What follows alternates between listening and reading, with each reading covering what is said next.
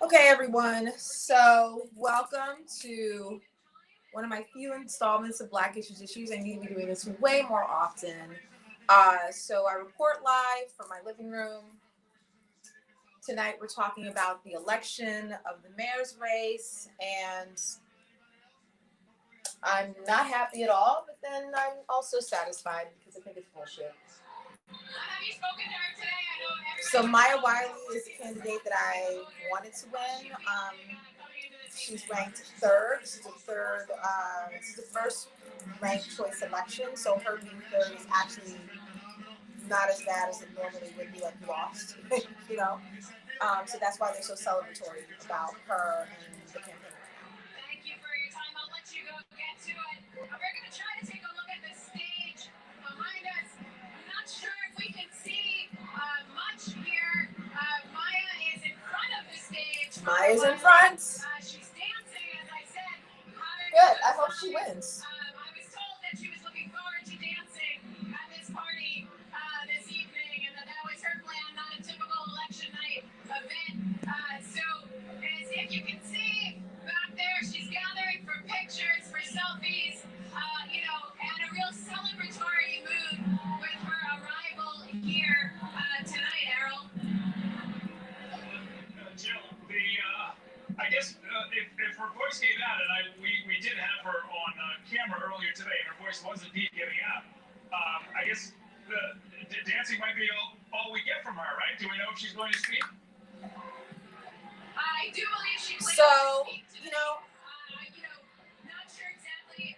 I don't know what to think of this. Like, we heard, that snippet with her earlier today saying she would lose her voice, but that, she could feel the momentum around her. So certainly her supporters hoping to hear from her tonight. I saw a clip earlier that she do you believe in defund the police? We're shooting the car. Some of her aides were singing. She was lip syncing, probably trying to save her voice for getting to talk to supporters who are gathered here tonight and who might be watching at home, Errol.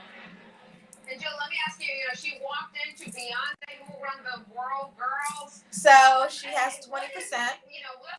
I'm happy. Keep mentioning the potential for history here tonight, but Andrew Yang is an idiot. I don't even know why he was on the ballot, much less. I can't stand him. And waiting to see these.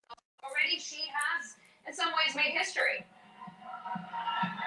Yeah, that's a great question. And let's take a look at the stage if we can. As people are really starting to party and chant, have a good time. I do think that there is a feeling that she has a chance to pull ahead. I hope so. Exactly how these ranked choice numbers will play out. I think her team feels that the early voting numbers for her were strong, that they were good. That they were a shot, and she doesn't necessarily have to be in first place tonight to be the person who ultimately wins. We know that from ranked choice voting. But I think that there's a lot of uncertainty here, just like there is, I think, at every campaign tonight, about what these numbers mean until we can see the whole picture a little bit later. But people seem pretty pleased with their showing so far, as these early returns show sort of jostling, for second place. I don't know. Oh, Hannah, you're watching? We'll check back in. If How are you? To the microphone. I'm in my own apartment. Some of the history being made. Even hold on. I'm just texting a few people. I just got on live. I don't know why my chat keeps doing this. Stop it. And perhaps this that comes to mind. Last time she was one of the major candidates. I'm so upset. I cannot stand Andrew Yang or Eric Adams. I'm just like, who are these New Yorkers that? And so that unto itself is significant. Maya Wiley, of course, being a Black woman, other women of color in this election as well. And that has been actually one of a very simple message, and one that she has really. I really hope Maya Wiley wins. Like, I don't like Maya either, but I think out of all the talking about out of all the candidates, she's the best one. Women read differently, how is this, Hannah? Talking about how that is an attribute bring into executive office. It's so cool. No idea will it be added uses. Position, whether or not it works. Ryan. Whether or not it's we won't know until the results are called, but interesting. Campaign. So cool. Very interesting. All right, let's take a look at Oh, my some of the fancy numbers for technology. Manhattan District Attorney. That's one of the cases that's being decided tonight. This is not subject to So race tell me what based you voting. think. And so the person who gets the most votes will be the winner. Do you Alvin want Bragg, Eric if Adams you to win? can see Do you the want numbers Maya now, Wiley? votes appears to be at about a Andrew little bit Yang, under 35% what are your of thoughts? the votes that are cast. Tally for Haiti and Weinstein right next to him with 30% of the vote and about 35,000 and change in votes. And the numbers are subject to some change based on absentee ballots that'll be collected and opened next week. But The issues. at some point, we may be able to, I guess, calculate whether or not we will be likely to see the next Manhattan District Attorney or the Democratic nominee, at least, tonight. Our Angie Gonzalez is monitoring this race, and she joins us now from Tally for Haiti and Weinstein Party in Midtown. Good evening, Angie. And Lewis, I'm joined by Congressman Richie Torres of the 15 New York District. You are here to support Tali in her bid tonight. So far, we're only about halfway through in terms of the results, but tell me why you're here supporting her. Tali is one of the most accomplished lawyers, justice reformers of her generation. You know, she came here as a refugee from Iran and rose to become a Rhodes Scholar, and then a lawyer who served under Merrick Garland, Eric and Sandra Day O'Connor, who was the first female to serve on the Supreme Court.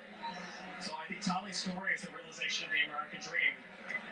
And you know, most people speak about criminal justice reform, but she's actually living. She was the general counsel in the Brooklyn DA's office, where she was instrumental in setting up a unit that overturned wrongful convictions.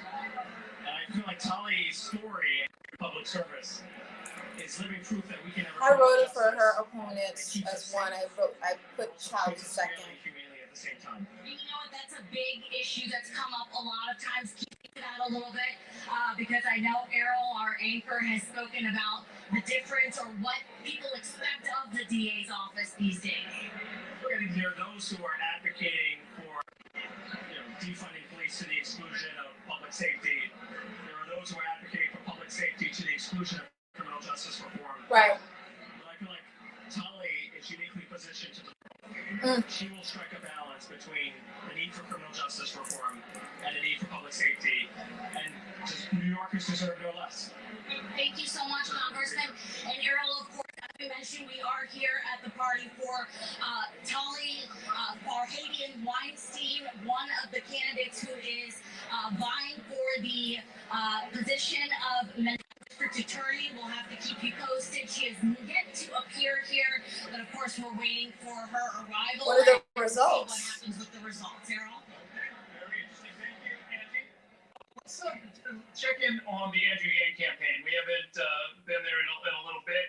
Our Emily No is there in Midtown, where they are holding their election night party. Emily.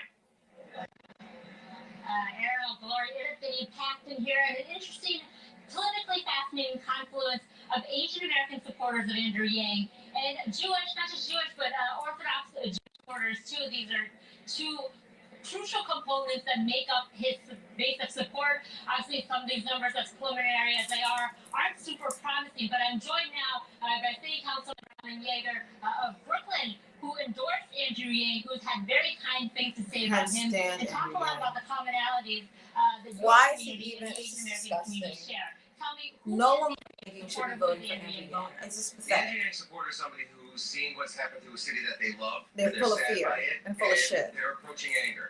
And the engineering supporter is somebody who says we can do something different. We don't have to look to the same old. We can find somebody new who's sharing the same experiences that we're sharing. Wakes up in the morning, sending their kids to school, seeing a school system not doing the right thing for education, seeing a city that's crumbling in terms of infrastructure, but also in terms of the societal problems, in terms of crime, in terms of law and order, in terms of the mess on the street, in terms of the filth on the street, the literal trash that we are seeing on the street. And I think the Andrew Yang supporter is somebody who says enough is enough. I don't mean to make you a representative of the entire Orthodox Jewish New York community, but this is voting bloc that was courted very aggressively by both Yang and Eric Adams. Tell me about the political power that that community wields.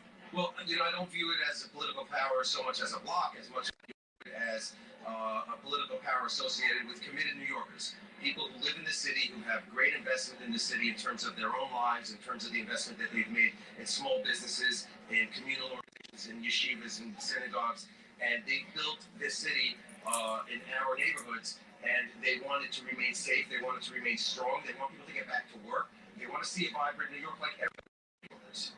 And Councilmember, we are in a ranked choice voting election. We're in an era of ranked choice voting. It is a new experience for most New Yorkers, and we know, of course, that Andrew Yang and Catherine Garcia campaigning want their supporters to have each other's backs. Tell me how your ballot turned out, who you ranked. Well, I ranked number 2 for my borough president, Eric Adams. Of all the candidates, he's the one I knew the best, Andrew. Actually knew Eric a little better than I knew Andrew, but I met Andrew, and like somebody who meet Andrew, you fall in love with him, you hear about him, you learn about him, and then you start talking to him. But I marked my ballot for my Eric Adams. And why Adams and not Garcia? Well, I actually think that Catherine Garcia was a failure as a sanitation commissioner. I think the city was filthy for the last 8 years, and she has 7 years of experience having kept the city filthy. And in my community, we've had our own experiences of trying to resolve sanitation department issues that, for lack of a better description, were not very well handled. And I think that her experience as chair made me question whether or not she has the necessary, it's not experience in government, but it's whether it's good experience in government. It's not just knowing government, it's what have you done when you're in government. People can know government for 50, 60 years, but if you've never done anything good, it's meaningless. Yeah. And Councilmember, thank you so very much for your time. Thank you. I don't mean to take you away from the party. That said, the remarks about Garcia aside, she is a poll Yang is losing. Where Yang has been losing ground. We'll see how that plays out. Ultimately, a lot of people I talked to here have been ranking Yang first and nobody else on their ballots. Adams supporters, unlike the council member there, but we are looking forward to seeing more of these results roll in. But thus far, they're not looking great for Andrew Yang. Good, idiots. Okay, thanks very much, Emily. And it's really striking to see who shows up at these parties, Gloria. I mean, Richie Torres is a co-chair of the Andrew Yang campaign. And he's missing the party. And really, I mean, I don't know about you, Earl, but usually I want to go to a good party. And in this case, you want to be at a winning party. I don't know that the Hardy Weinstein party is going to be the winning party tonight, but it is striking. The congressman, his first stop tonight is not at the campaign that he's co-chairing. He was actually one of the first endorsers. I believe Andrew Yang launched his campaign standing next to Richie Torres. So that gives you a sense of where at least Richie Torres thinks this might be going tonight. He's not too far from the Yang location, but certainly not there just yet. It's one of these things that we see in politics all the time. We saw what happened with Scott Stringer. He faced some accusations, and people who had only days before stood with him and talked about what a great guy he was. They said, "We want nothing to do with you. We revoke our endorsement." Yeah.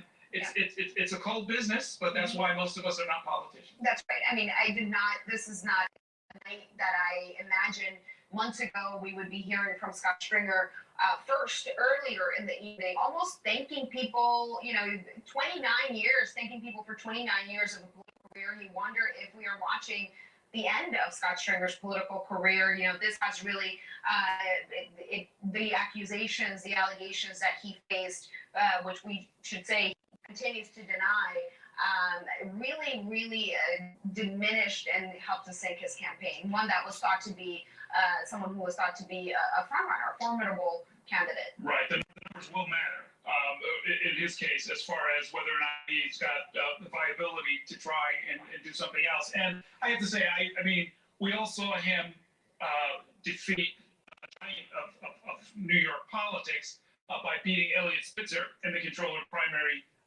And so back in 2013, and so I would never count Scott Stringer out. Very resourceful, very creative, very well thought out public servant who knows how to win an election. It doesn't look like it's going very well for him tonight, but as we keep saying again and again, really works out. Yeah, and that actually after the allegations, Scott Stringer asked voters over and over. He asked the media over and over, "Don't count me out just yet. You always do this. I always." But he's ranking really low. Count me out. say my political career is over and somehow I managed to win it in the end. Whether or not this is a case where he can do it, bounce back. I that don't we know. have at this point so far, it seems like a difficult thing to accomplish, but it has been the theme of the Stringer campaign. He has called himself a comeback kid in the last few weeks of the election, so we'll see. We've got a number of things going on all over town. Right there is Curtis Lewa. You recognize the red beret. He's about to speak. We're going to take his comments. If he has more than 50%, and the last time we looked, it was over 70%, it means in a two-person race against Fernando Mateo, he is the winner and is the Republican nominee for mayor. We don't necessarily have to wait for a lot of absentee ballots to come in, and it does not. It's not subject to ranked choice voting if he has 50%. Let's listen to Curtis Lewa.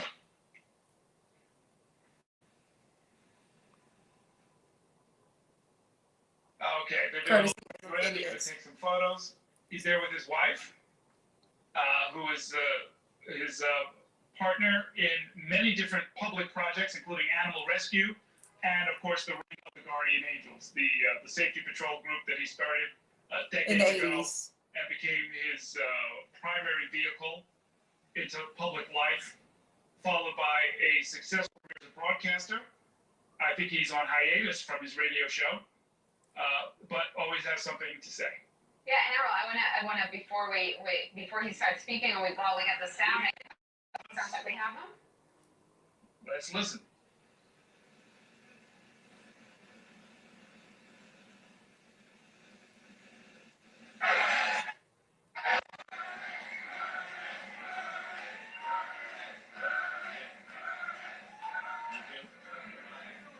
In an overwhelming way.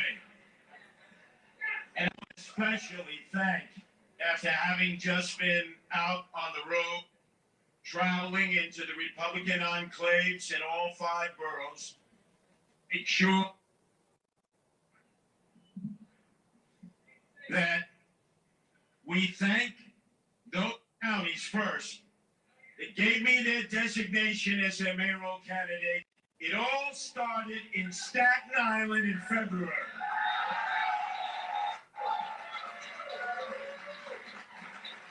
And then Chairman Gora of the Brooklyn G made me their candidate. And it didn't get any better than the long period of time that it took going door to door, street by street, subway station by subway station. In the 80s. And spreading the word. But I will tell you this, it could never have happened if it had not been for Don and Margot Katsimatidis.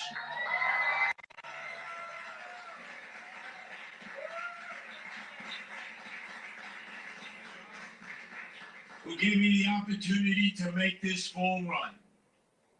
And to Rudy Giuliani.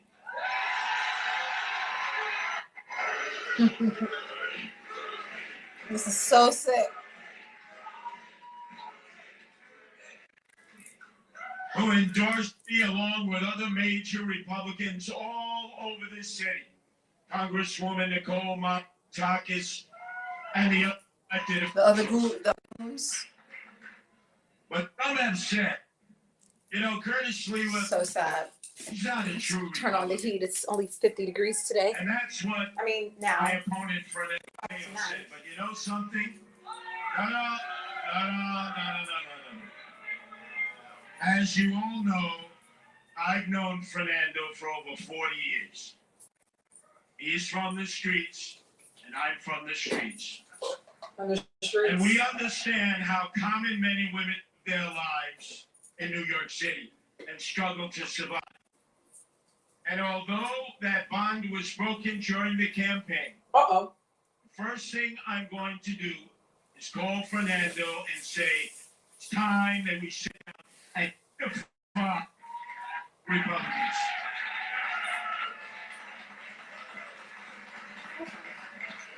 Because I want to thank Fernando in one way. he did say, you know, Curtis, he's not a Republican like I am. And he was right. In fact, Gavin Wax, leader of the New York Young Republicans, spent the time and followed me in the subways and the streets. And he wrote a piece that defines who I am. Curtis Sliwa is a populist. He's a madman. I am the man who relates to the average people in the city, the homeless, the emotionally disturbed, those who have forgotten. And this is going to be a campaign, clearly, in which I talk about cracking down on crime. I'm so sad. Supporting the police. Refunding our heroes, the police. Hiring more police. Taking the handcuffs off the police and putting it on the criminals. There you go. Just come out and say it. And restoring qualified immunity to the police so that they can't be. They can do whatever the hell. Sued. Yeah. They can do whatever the hell they want without. But what you don't know about Curtis Sliwa, I invite the entire follow me, because let's face it, during this primary run-up, we really didn't hear much about Fernando Mateo and Curtis Sliwa, the Republican Party. But now that you have a Republican primary winner in me, come with me into the subways. I ride the subways every day. God, New York. Come with me into the projects, into the tenements, into the streets, where I established a reputation of the guardian angels for 42 years. White, Hispanic, Asian. And I didn't ask people, are you a Republican or a Democrat? No. When people were in need, we were there to help them. And these lost souls, the emotionally disturbed persons who roam the streets and the subways and live in our hearts, that is an absolute disgrace. We have cared for them. We have washed them. We have clothed them. We have nurtured them. We have brought them to hospitals with medication. That's what being caring and compassionate is.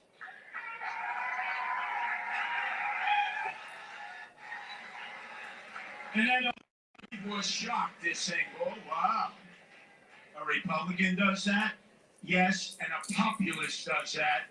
And I have an independent line in the general election so that Democrats and independents can feel comfortable in voting for Curtis Sliwa to become the next mayor in the general election.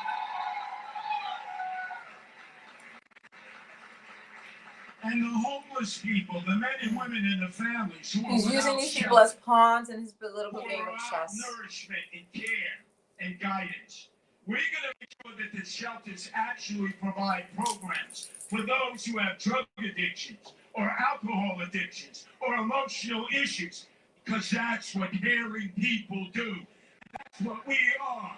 Caring Republicans, caring independents, and populists.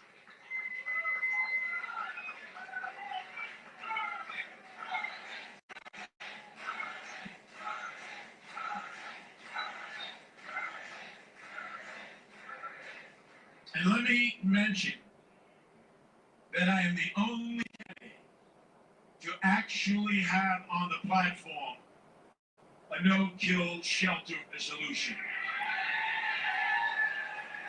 We will no longer kill dogs, cats, and animals in our shelter system. We spend millions of dollars to do that. That will stop when I'm mayor. Wow.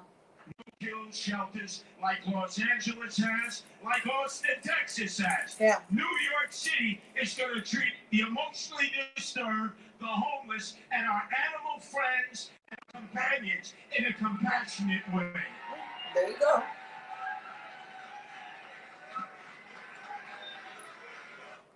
Put them all in the same And sentence. let me thank my wife, Nancy,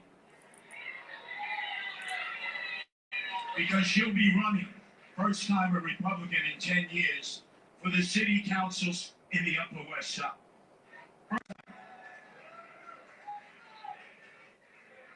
We have 15 rescue Upper West cats Side. in our 320 square foot apartment in the Upper West Side. Every one of them would have been euthanized. They have their own personalities. So he's They're married our to a family crazy woman. members. They're our friends. And I just want to thank you, Nancy. So the only reason because why he's compassionate we about wanted animals is his East wife. New York to the Brooklyn Shelter for Animals. And Nancy was going to be there to rescue a kitten in need. She looks And 12. She got a call from animal control, and they said, there's nothing you can do. We've euthanized that kitten. And my wife Nancy drove to the side of Woodhaven Boulevard and banged on that dashboard, cried, and screamed. And I swore to her, I said, I will become the mayor of the city of New York. I will make sure that this never happens again. Because that's what compassionate people do. Now, people listening are saying, gee. Curtis Lewa, feeling the love from the crowd. He is a winner. We have called it for him. He is the Republican nominee for mayor of New York Overwhelming. City. You can see some of the other headquarters or venues for Eric Adams, for Catherine Garcia, for Maya Wiley. We expect all or some of them to come out and speak, and we will bring you as many of those speeches as we can, depending on the timing. That's the Yang headquarters on the lower left. Oh, I there. want to see Andrew Yang looking And when defeated. we get Idiots. speeches and we get candidates, we will bring it to you. An interesting departure there, Gloria Pazmia, learning more than I ever wanted to know about animal rescue. Well, and really giving us a taste, Errol, for what the next couple of months might look like. Curtis Lewa being the Republican nominee, and whoever is the Democratic nominee in this race will be facing off, and a wide-ranging speech there covering everything from animal rights to the city's crime problem, talking about asking people to get on the subway with him, talking about the mentally ill, talking about the mental health crisis. We can see how Curtis is going to take some of the issues that are happening in the city and really use them to run his campaign. We see, Errol, it's striking to see former Mayor Rudy Giuliani laughing along as he talks about the 17 cats that live in this very small apartment. And as I said, Errol, gives us a taste for what the next couple months might look like. The debate between these two candidates might be entertaining, but hopefully substantive. Yeah, Rudy Giuliani, former Mayor Giuliani, is a public figure who prizes above all else relevance, wants to be on the stage, wants to be involved. There's an argument that led him into some of the legal and political problems that he's encountered working with Donald Trump. But you can just see it on his face, just beaming, ear to ear, just delighted to have to be in the shot, to have endorsed a winner of a campaign in the form of Curtis Lewa. All right, well, thank you all so much for watching. Relevant. I'm gonna hop off. I have no. Steakhouse with a winner. It doesn't get much better for I have anyone nothing. like that. I just. Once again, I'll hop on relevant, again. and you could Thank almost you, everyone. see,